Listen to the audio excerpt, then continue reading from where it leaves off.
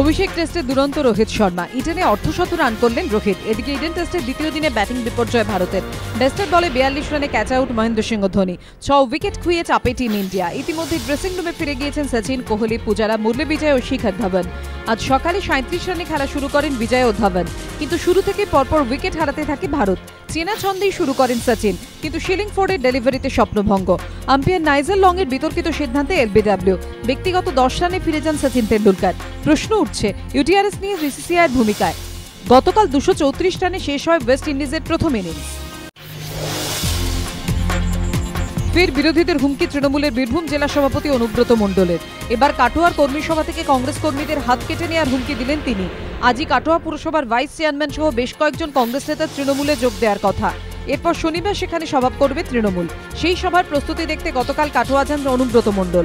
সেখানেই দলের কর্মীরা কংগ্রেসের বিরুদ্ধে মুখ্যমন্ত্রীর ছবি ছিঁড়ে দেওয়ার অভিযোগ করেন।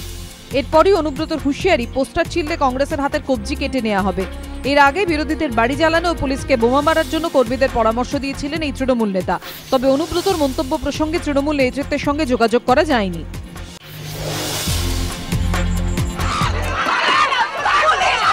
একটি বেসরকারি টিভি চ্যানেলের মহিলাদের রিয়েলিটি শো এর অডিশন, আর তাকে ঘিরে রণক্ষেত্র দমদম। বুধবার সকাল থেকেই দমদমের একটি স্টুডিওতে অডিশন চলছিল মহিলাদের রিয়েলিটি শো এর। উপস্থিত ছিলেন কয়েক হাজার মহিলা, ছিল শিশুরাও। কিন্তু সন্ধ্যের পর পরিস্থিতি অন্যদিকে মোড় নেয়। অডিশন বন্ধ হয়ে গিয়েছে বলে খবর পেয়ে লাইনে দাঁড়ানো মহিলারা ক্ষুব্ধ হয়ে ওঠেন। উত্তেজনা চরমে পৌঁছয়, শুরু হয় ভাঙচুর। স্টুডিওর বাইরে রাখা গাড়ির পাশাপাশি ভাঙচুর চলে স্টুডিওর ভিতরেও। বাদ যায়নি পুলিশের গাড়িও। হুড়োহুড়িতে পদপিষ্ট হয়ে শিশুসহ আহত হন বেশ কয়েকজন।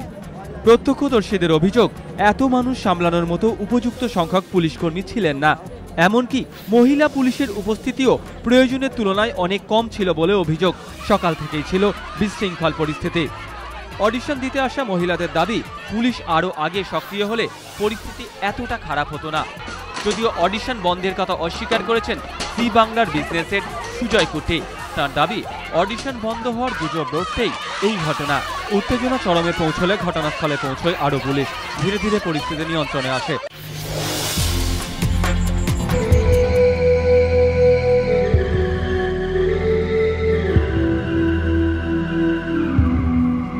শুটিংয়ে আবির কোয়েল। চলছে সন্দীপ রায়ের নতুন ছবির শুটিং। 4টি ছোট গল্প নিয়ে একটি ছবি তৈরি করছেন সন্দীপ রায়। রাজশেখর বসুর বটেশ্বরের অবদান, শরদিন্দু বন্দ্যোপাধ্যায়ের পরীক্ষা, সত্যজিৎ রায়ের কাকতাড়ুয়া এবং দুই বন্ধু। এর মধ্যে পরীক্ষায় জুটিতে দেখা যাবে আবির চট্টোপাধ্যায় ও কোয়েল মল্লিককে। চরিত্রদের সাজ কেমন হবে সেই দায়িত্ব সামলাচ্ছেন সন্দীপ রায়ের স্ত্রী ললিতা রায়। এর আগে 3টি ভূতের গল্প নিয়ে সন্দীপ বানিয়েছিলেন যেখানে ভূতের ভয়। তবে এবার ভিন্ন স্বাদের 4টি ছোট গল্প নিয়ে একটি ছবি। পুজোর আগে বোলপুরে হয়েছে 2টি গল্পের শুটিং। এখন কলকাতায় হচ্ছে শুটিংয়ের শেষ অংশ। ডিসেম্বরে মুক্তি পাওয়ার কথা সন্দীপ রায়ের নতুন এই ছবির।